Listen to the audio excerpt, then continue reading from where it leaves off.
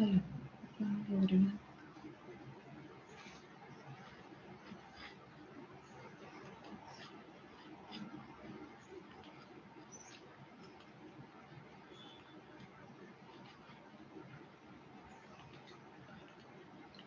Hello, good morning, everyone. Today we are going to learn about the waves and particles. Already we discussed about the waves and particles in the previous class. Now today we are going to discuss about the Davisson and Germer experiment. So what is the Davisson and Germer experiment? What is the importance of this? Now we are going to discuss. So first of all, what is the importance of this? Why we had to study this Davisson and Germer experiment? So Davisson and Germer experiment is the thing. So which we had to learn about the wave nature of maps. For everything, certain experimental proof is required. So for that, the experimental proof is required for that is Davisson and Germer experiment. Okay, so let us start the explanation of this Davisson and Germer experiment. So Davisson and Germer. Davisson and Germer are both the two scientists that explains the concept of this experiment. So prove that matter consists of a dual nature. That is both the particle nature and the wave nature. Okay. Just coming to the experimental arrangement. So what is that experimental arrangement for this is we have to consist of a see here low tension battery will be there and a high tension battery will be there. You already know that the representation of a positive and negative terminal will represents that batteries. Okay. And see here the low tension battery. See here that low tension battery will consist of the low tension battery here must consist of a filament over there. So this is the filament we had to construct. So what is that importance of this filament here is, in this particular case is, so it represents, it releases the electrons. Okay, the filament is nothing but the electron gun which releases the electrons over there.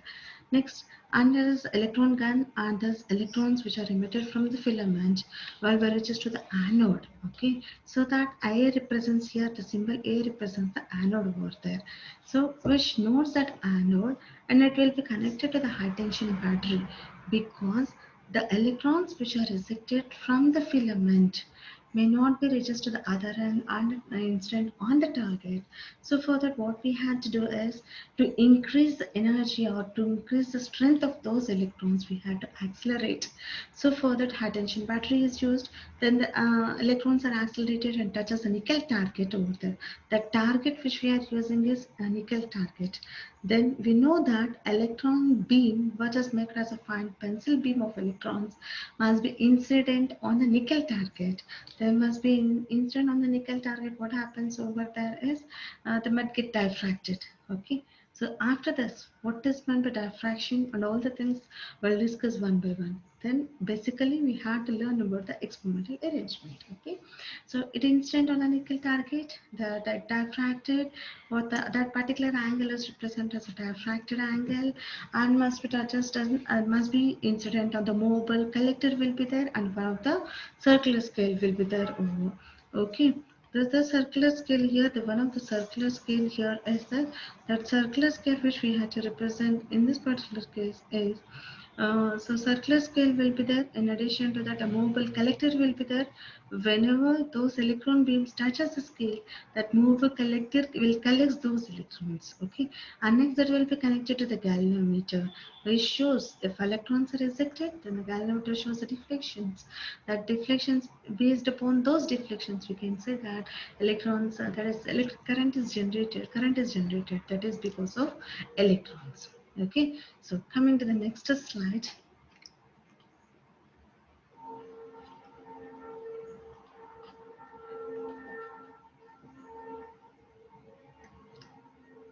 So coming to the next slide, what does the experimental setup consist of?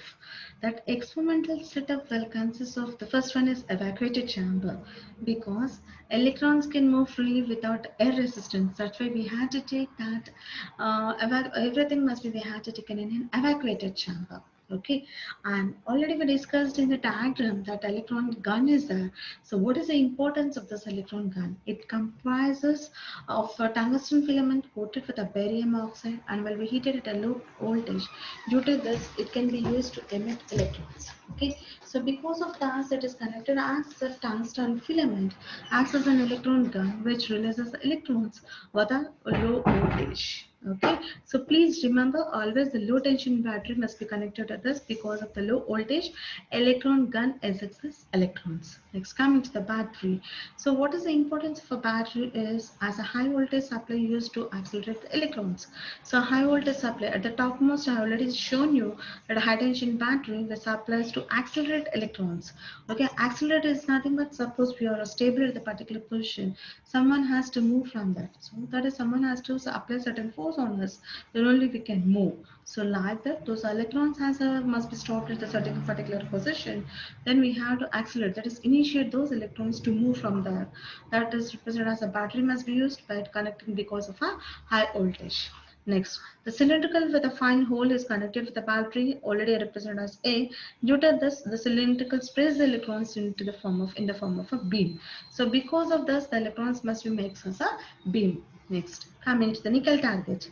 The electron beam falls on it and spreads. Spreads here are represented as a simple language as spreads, but actually it is represented as a diffraction. You know about a nickel target. So because for everything a light must be incident on any target, it undergoes diffraction, interference, whatever we here we have to remember about the diffraction. Okay. So next movable detector must be used. The importance of a movable detector is to detect those electrons. Okay. Electron intensity on falls in the nickel and spreads. So that a detector which detects those electrons, okay, with the intensity. Next, coming to the galvanometer. So already told you this it is used to measure the small current what is created when an electron hits the detector. So whenever the rays get diffracted, a small current will be created because those electrons hits the detector. So the amount of a current produced shows up that the intensity of the electron at a particular area. Okay, so that is what a galvanometer. So I think you know that the experimental setup consists of evacuator chamber, electron gun, and battery, cylindrical fine eye connector, nickel target, and mobile detector and galvanometer. This one is experimental setup. Next. So for everything as experimental setup is completed, now for we are going to discuss about the working of our division mechanism, how it works. So electrons are diffracted, how they get diffracted, what happens over there. So for that we had to learn about this. So the whole setup in an evacuated chamber, you already know, so that the electrons can move freely and there is no air resistance. So entire thing must be connected in an evacuated chamber. Then electron gun where the tungsten filament is heated with a low voltage and this is used to emit an emission of electrons.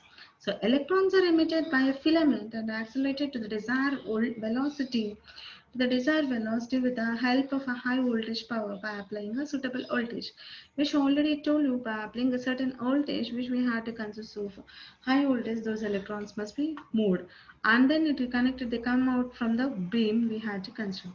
So next, the intensity of the scattered beam, which is highlighted here, the intensity of the scattered beam is measured by a movable detector with the help of a galvanometer connected to here. We have to measure the intensity. So what happens here? If the intensity of the electron is high, the current produced will be high. So the intensity of the electrons is proportional to the deflection in a galvanometer. So here we have to consider the intensity of those electrons is always directly proportional to the deflections in the galvanometer. Because we know electrons are released, galvanometer shows deflections. So because of that we can say that intensity of the electrons is high, then the current produced will be very high over there. Okay, next. So coming to this observations, what are the observations working? We already understood. Then coming to the observations, what we understood, we know that intensity is changing with the angle of a scattering. So by changing the accelerated potential differences, the accelerated voltage was varied from 44 volts to 68 volts. Then at a particular voltage of a 54, see the third point carefully, where the intensity of a scattered electron for an accelerated voltage of a 54 volts at a scattering angle of a theta is equal to 50 degrees, we could see the strong peak in intensity. This peak results in the constructive interference of those electrons scattered from a different layers and regularly spaced atoms of the crystal. So what happens here? With the help of electron diffraction, the wavelength of the materials will be calculated. So already told you that the value for 44 degrees here, see the graph, the intensity of the beam will be varies 40 volts, 44 volts, 48 volts and 54 and 60 volts. So at the value for 54 volts, that is voltage which we are applying as a low tension battery is 54 volts, then at an angle of 50 degrees we get them clink or the bump over there. Because of that, or we can represent it as because of that only the wave nature is existing over there. Okay, a small clink or a bump will be existing actually because of a straight line we had to get, but a clink or the bump will be occurs compared to the remaining voltages. So because of that, we can see that it consists of a dual nature, that is wave nature of the electron. Then already told you the value for 50 degrees they get diffracted. So we consider of a nickel crystal. That electron diffraction pattern in the nickel crystal will be because it consists of a number of planes over there. So because of that, so we consist of that angle as 50 degrees. So we draw a one normal at this particular position. Sorry. Then both the sides it can be represented as 25 degrees and 25 degrees, both the sides of the normal. Then according to the Bragg's law, the Bragg's angle can be represented as 65 degrees. How can you represent that value as a 65 degrees is total angle from this particular position must be represented as 90 degrees. Half of this we had to represent as 90 degrees. So 90. So 90 minus 25, that value will be represented as 65 degrees over there. Okay. Then we have to substitute all the things. So what is this? It helps to prove the wave theory of light. How? So let us consider. Already told you 54 volts must be applied. Electron beam incident normally on the surface of the crystal. Then theta is equal to 50 degrees. So because theta is equal to 50 degrees, we get the first order. On this condition, the surface of the rows of the atoms acts as the rulings of a diffraction grating. So already told you in this particular diagram, it acts as the rulings of a diffraction grating. Then what happens is it shows the first order spectrum at the voltage of 50 volts. Then the angle is equal, then the angle is equal to 50 degrees here, and the interatomic distance value can be represented as 2.15 to 10 power of minus 18 for nickel crystal. So substituting in the Bragg's law, what is the Bragg's law? Are you remembered? So, yes. So, I think all of you remember you studied in your intermediate level. But one more time, that is, once again, I recall this one. That is, what is Bragg's law? 2D sin theta must be equal to N lambda. What is the there? Interatomic spacing. And theta is Bragg's angle. And N is order of diffraction. And lambda is the wavelength. Okay, so we know that the d is equal to n sine theta. That value we already know. That is 2.15 to 10 power of minus 10 meters in multiplied with a sine of 25 degrees. And then we consider of a d value must be is equal to 0.09. Then substituting the Bragg's law, all the values, we'll get a lambda must be is equal to 1.648 angstroms. So here the value is 90 minus 25 here. Okay, so then the lambda must be is equal to 1.648 angstroms. Okay, that is from the Bragg's condition, that is diffracted condition. So according to the de Broglie's wavelength, so you know the de Broglie's wavelength, lambda must be is equal to 12.26 by root V angstroms. That value is 12.26 by root of 54. That is equal to 1 point. So on simplifying, we get 1.668 degrees. So it's 668 angstroms. So both the values are correlated with each other. So already experimentally we've proven that lambda must be equal to 1.648, and then diffracted angle, that value must be equal to 1.668 angstroms. Therefore, so there is a de Broglie's wavelength is nothing but matter consists of a dual nature, and the wave nature is also existing, and the particle nature value is also existing.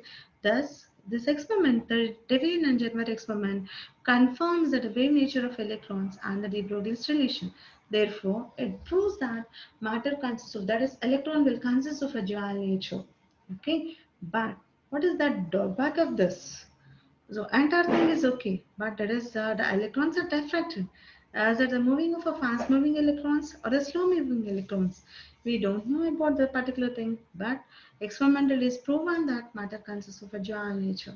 Okay, so this ends the topic, Davisson and Germer experiment. Will consist of a particular thing, that Davisson and Germer experiment will consist of a Division and Germer experiment will consist of this dual nature of matter. So that ends the content. Okay, thank you.